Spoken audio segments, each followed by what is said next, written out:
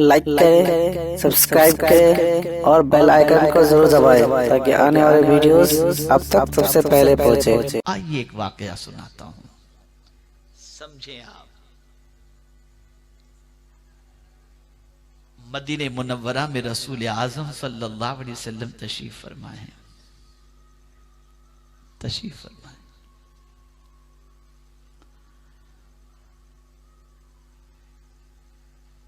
ईमान की हालत में जो रसूल आजम सल्लल्लाहु अलैहि वसल्लम को जाहिरी हयात में देखे और उसी में उसकी मौत वाक़ हो जाए, वो सहाबी है ना। आप जरा सोचो, हम लोग मदीना देखने के लिए तड़पते हैं, तो उस दौर के मुसलमान हुजूर को देखने कितना तड़पते होंगे। लेकिन अब आप देखें, एक आशिक रसूल कर्न के अंदर है, हुजूर का जमाना भी मौजूद है, सफर करके मदीने जा भी सकते हैं और चेहरे रसूल की जियारत करके सहाबियत का तमगा और मकाम भी हासिल कर सकते हैं। लेकिन बूढ़ी मां घर के अंदर है, उनका ख्याल रखने वाला कोई दूसरा नहीं। मां को हर कदम पर अपने बेटे की जरूरत है। अब बेटा सोचता है कि हुजूर की जियारत के लिए जाऊं या मां की खिदमत करूं। मां से भी तो ज्यादा हुजूर से मोहब्बत करनी चाहिए, तो मुझे तो मां को छोड़कर हुजूर की जियारत को जाना चाहिए। फिर ख्याल क्या आता है, अगर पूरी तकरीर याद रहे तो ठीक है, वरना ये जुमला याद रख लीजिएगा। ख्याल ये आता है कि मां से ज्यादा मोहब्बत तो हुजूर से होनी चाहिए, तो मां को छोड़कर मैं मदीने जाता हूं, हुजूर से मुलाकात कर लेता हूं। फिर ख्याल पैदा होता है कि जिससे मोहब्बत होती है, इंसान उसकी पसंद पर अपनी पसंद को कुर्बान कर देता है। फिर उसकी अपनी पसंद नहीं होती, जो महबूब की पसंद होती है वही मेरी पसंद होती। इसको एक मिसाल के जरिए समझाऊं। मां अगर अपने बेटे से कहे, बेटा मैं एक लड़की देखी हूं तेरी शादी के लिए, तेरा क्या? मां जो तुझे पसंद हो। वफादार बेटा क्या कहेगा? मां जो तुझे पसंद हो, तू मेरा बुरा थोड़ी चाहेगी। होता है ना, भाई जवाब दीजिए, ऐसा होता है ना। आज का दौर तो ऐसा है कि मां को रिश्ता है बच्ची का, अल्लाह माफ फरमाए, सब बच्चियों की हिफाजत फरमाए। आज दौर इतना बदल चुका है कि बेटी का रिश्ता कहीं से आया तो मां से बच्ची कहती है, मां मेरा इरादा इधर नहीं है, मेरा कहीं दूसरी जगह मामला चल रहा है। अल-इयाज़ु बिल्लाह, ये आज का दौर है।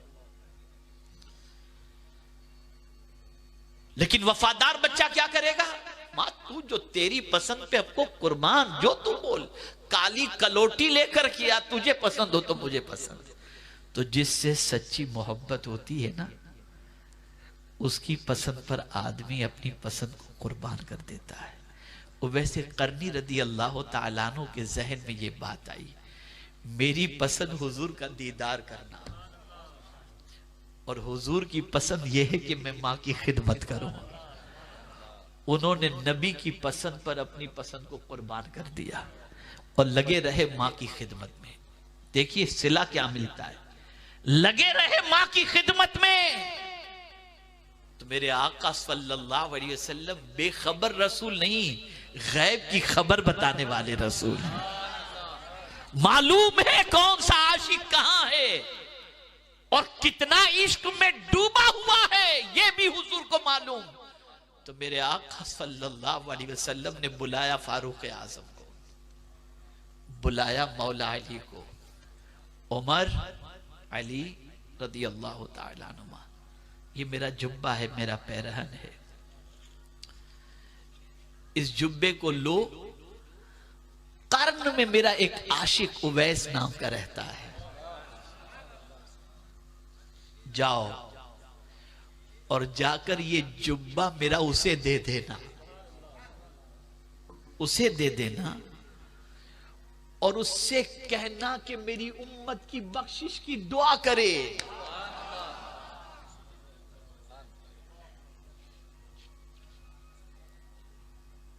मैं आपसे पूछना चाहता हूं, सहाबियत के मकाम पर वैसे करनी फाइज नहीं है, लेकिन उम्मत की दुआ के हवाले से कौन कह रहा है? मदीने के ताजदार फरमा रहे हैं, ताबई के पास 2 सहाबा को भेज रहे हैं अपना पैरहन देकर, अपना जुब्बा मुबारक देकर। बताना ये मकसूद है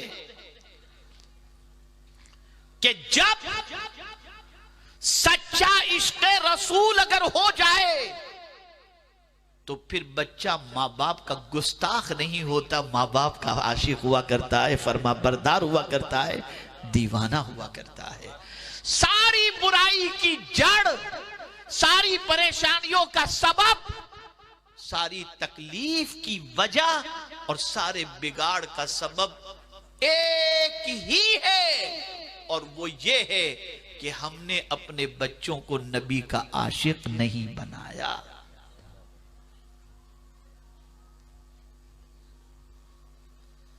याद रखें,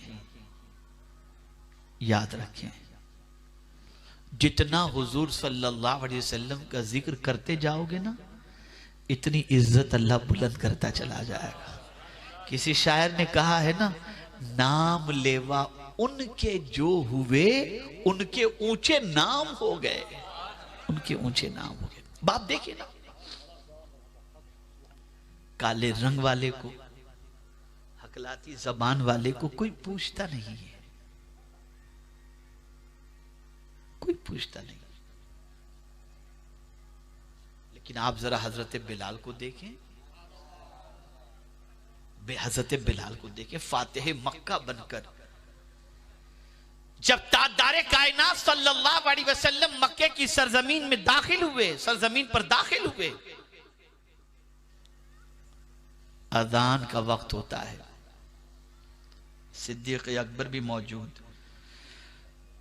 फारूक आजम भी मौजूद, उस्मान गनी भी मौजूद, मौला अली रदी अल्लाह ताला अन्हुम, ये सारे साहबा मौजूद। 10,000 के करीब करीब साहबा मौजूद हैं, कमोबेश। अजान का वक्त होता है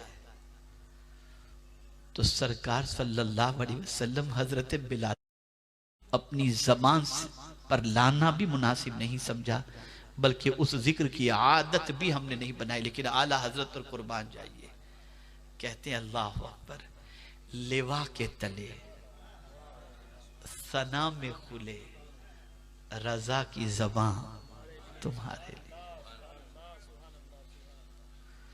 और कुर्बान जाइए, किसी बादशाह या किसी वक्त के ताजदार या नवाब की तारीफ इमाम करते नजर नहीं आते। कहते करूं मदह अहले दुवल रसा, पड़े इस बला में मेरी बला, मैं गदा हूं अपने करीम का, मेरा दीन पा रहे ना नहीं। एक सदी से ज्यादा का अरसा गुजर गया, इमाम अहमद रजा आज भी लोगों के दिलों में जिंदा हैं। क्यों? इसलिए कि उनका दिल हुजूर की मोहब्बत से जिंदा था। वो रसूल आज़म सल्लल्लाहु अलैहि वसल्लम को सबसे बड़ी नेमत समझते थे। अब सुन लीजिए और अच्छी तरीके से सुन लीजिए, यही वो नेमत है रसूल आज़म सल्लल्लाहु अलैहि वसल्लम कि इस नेमत की मोहब्बत अगर हमारे दिल में रही तो जन्नत में जाने से हमें कोई नहीं रोक सकता।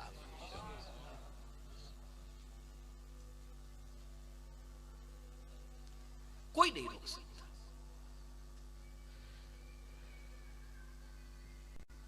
इसलिए ए रसूल आजम सल्लल्लाहु अलैहि वसल्लम के दीवानों, रसूल आजम से मोहब्बत करो। ताजदारे कायनात सल्लल्लाहु अलैहि वसल्लम की उल्फत का चिराग अपने सीने में रोशन करो। और इस्लाम जैसी अजीम नेमत भी अल्लाह ने दी तो हुजूर के सदक़े में दी, हुजूर के सदक़े में दी। कितनी तकलीफें हुजूर ने बर्दाश्त की, पत्थरों का जख्म, बेशुमार तकलीफें मेरे आका सल्लल्लाहु अलैहि वसल्लम ने बर्दाश्त की, और उसके बाद हमें इस्लाम की दौलत नसीब हुई। कभी आपने सोचा अल्लाह आपको मुझे सबको काबे के तवाफ की सआदत नसीब फरमाए? जरा मुझे बताओ, आज हम काबे का तवाफ करते हैं तो हमें कोई दिक्कत नहीं होती, कोई हमें वहां पर घसीटने वाला नहीं होता, कोई पकड़ने वाला नहीं होता, आराम से अपने हिसाब से काबे का तवाफ करते हैं। याद करो उस वक्त को जब मुस्तफ़ा जान रहमत सल्लल्लाहु अलैहि वसल्लम काबे के सामने सजदा रेज़ थे, तो आपकी पुश्त अनवर पर ओजड़ी रखी गई, आपकी राहों में कांटे बिछाए गए, लेकिन रसूल आजम ने सारी तकलीफें बर्दाश्त की और उम्मत के लिए काबे के तवाफ को आसान कर दिया, काबे के तवाफ को आसान। लेकिन हमारा हाल ये है कि हम रसूल आजम सल्लल्लाहु अलैहि वसल्लम से जैसी मोहब्बत और तादार कायनात को अल्लाह की सबसे बड़ी नेमत जिस तरीके से मानना चाहिए और ताल्लुक़ रखना चाहिए, उसके सिलसिले में हम कोताही के शिकार हैं। कामयाबी का बस एक अजीम नुस्खा है, और वो नुस्खा ये है, ज़िक्र मुस्तफ़ा सल्लल्लाहु अलैहि वसल्लम करते जाओ और अल्लाह का शुक्र इस बात पर अदा करते जाओ, मौला तेरा शुक्र है कि तूने अपने हबीब की उम्मत में पैदा फरमाया और तूने अपना नबी हम में पैदा फरमाया और हमें अपने हबीब की उम्मत में पैदा फरमाया। जब जब तुम इस चीज़ का शुक्र अदा करोगे, मौला दोनों जहां की कामयाबी अता फरमाएगा। मिलाद मुस्तफ़ा सल्लल्लाहु अलैहि वसल्लम की महफिल सजाने का मकसद यही होना चाहिए कि जिस नेमत के सदक़े में अल्लाह ने सब नेमत अता फरमाई, उस नेमत के मिलने की हम खुशी मना रहे हैं कि अल्लाह ने वो नेमत हमें अता फरमाई। उस नेमत के मिलने से जमीन मिली, आसमान मिला, माँ बाप मिले, बीवी बच्चे मिले, सारी नेमतें मिली। इसलिए मेरे प्यारे आका सल्लल्लाहु अलैहि वसल्लम के प्यारे दीवानों, अपना ताल्लुक अपने नबी से मजबूत करो। उनके जैसा कोई हसीन नहीं, उनके जैसा कोई जमील नहीं, उनके जैसा कोई सखी नहीं, उनके जैसा कोई दर्द रखने वाला दिल वाला नहीं, उनके जैसा करम फरमाने वाला इंसानों में कोई नहीं, उनके जैसा रहमत बन करके आने वाला इंसानों में कोई दूसरा नहीं। मेरे आका सल्लल्लाहु ताला अलैहि वसल्लम हम पर बहुत ज्यादा मेहरबान हैं। रसूल आजम सल्लल्लाहु अलैहि वसल्लम, इल्म के अंदर उनका कमाल नहीं, शुजाअत के अंदर उनका कमाल नहीं, रुखे ज़ैबा का आलम ये कि खुद मौला उनके चेहरे की कसम याद फरमाए। उनकी समाअतों का क्या कहना, हम यहाँ से पुकारें वहाँ वो सुने। मुस्तफ़ा की समाअत पे लाखों सलाम, दूरो नजदीक के सुनने वाले वो कान, काने लाले करामत पे लाखों सलाम। निगाहों का आलम ये है कि नीची आंखों की शर्मो हया पर दुरूद, ऊंची बीनी की रिफात पे लाखों सलाम। हम ऐसे रसूल के मानने वाले हैं। तो ऐ मेरे प्यारे आका सल्लल्लाहु अलैहि वसल्लम के प्यारे दीवानों, सिर्फ लाइटिंग लगा करके इश्क का इजहार करना, सिर्फ जो झंडे लगा करके इश्क का इजहार करना, ये काफी नहीं होगा। झंडों से मोहब्बत और लाइटिंग से मोहब्बत की बजाय जिसके सदक़े में सूरज और चांद मिले हैं, उस रसूल से मोहब्बत करो, उस रसूल की मोहब्बत का चिराग सीने में रोशन करो। मैं पूरे यकीन के साथ कहता हूं, मोहब्बत रसूल अगर सही मानों में सीने में पैदा हो जाए, दुनिया की कोई ताकत उसका मुकाबला नहीं कर सकती। वो बंदा जहां भी जाएगा, अल्लाह कामयाबी और कामरानी उसे नसीब फरमाएगा। तो अल्लाह की सबसे बड़ी नेमत मुस्तफ़ा जान रहमत सल्लल्लाहु अलैहि वसल्लम, और उस नेमत का जितना चर्चा करोगे, जितना जिक्र करोगे, मौला कामयाबी अता फरमाएगा, कामरानी अता फरमाएगा। आप जरा सोचो, खुद मेरा मौला उस अजीम शाहकार को बनाने के बाद फरमाता है, वरफ़अना लका ज़िक्रक, हमने आपके जिक्र को बुलंद कर दिया। अल्लाह अकबर। आका के लिए आका का जिक्र मेरे करीम ने बुलंद फरमाया। तो जिसका जिक्र खुदा खुद करता हो, अगर उसका जिक्र बंदा करेगा, रसूल आज़म का उम्मती करेगा, तो मौला उसे भी बुलंदी अता फरमाएगा। आज से गाने बंद, ठीक है इंशाअल्लाह। आज से दुरूद शरीफ की कसरत करो, उठते बैठते दुरूद शरीफ पढ़ते रहो, चलते फिरते दुरूद शरीफ पढ़ते रहो। हमेशा दुरूद शरीफ को अपनी आदत बना लो। दुरूद शरीफ की जितनी कसरत करोगे हुजूर सल्लल्लाहु अलैहि वसल्लम से उतने करीब हो जाओगे, गम हल्के हो जाएंगे, हाजतें पूरी होंगी, मुसीबतें दूर होंगी, गम खत्म हो जाएंगे। इसलिए कि जो बंदा मुस्तफ़ा प्यारे सल्लल्लाहु अलैहि वसल्लम पर दुरूद पढ़ता है, अल्लाह क्या फरमाता जानते हैं आप? जो एक बार हुजूर पर दुरूद पढ़े अल्लाह उसे 10 नेकियां अता फरमाता है, उसके 10 गुनाह माफ फरमाता है और उसके 10 दर्जे बुलंद फरमाता है। दर्जे, ये हदीस है मुबारक, एक दर्जा नहीं 10 दर्जे बुलंद फरमाता है। तो मैं अपनी बहनों से भी कहूंगा, मिलाद मुस्तफ़ा सल्लल्लाहु अलैहि वसल्लम की खुशी में घर में दुरूद शरीफ की महफिल सजाओ। बैठो सब औरतें बच्चियां सबको लेकर बावजू और पढ़ो अपने नबी पर दुरूद, पढ़ते रहो, सलाम पढ़ते रहो, घर में रहमतों का नुज़ूल होता जाएगा। और अगर पढ़ी लिखी कोई बच्ची है वो किताब से हुजूर सल्लल्लाहु अलैहि वसल्लम की सीरत पढ़ करके सुनाए। मर्द तुम लोग भी घर के अंदर माहौल बनाओ, रिश्तेदारों में माहौल बनाओ, आका का जिक्र अपनी जिंदगी का वजीफा बना लो। अल्लाह ताला दोनों जहां में कामयाबी अता फरमाएगा। अब यहाँ कोई किसी के जहन में वसवसा पैदा करने की कोशिश करे कि मौलाना साहब कल आए थे, उन्होंने अल्लाह के जिक्र की और नमाज की बात तो की नहीं, उन्होंने सिर्फ दुरूद शरीफ ही की बात की, तो मैं अर्ज करूंगा नमाज भी हुजूर के सदक़े में मिली। और मैंने ये कहा है कि जब हुजूर की मोहब्बत पैदा होगी ना तो कोई हुजूर की आंखों को तकलीफ नहीं पहुंचाएगा, वो नमाज पढ़कर हुजूर की आंखों को ठंडक भी पहुंचाएगा, हुजूर की आंखों को ठंडक भी पहुंचाएगा। ठीक है ना, गुनाहों से भी बचेगा।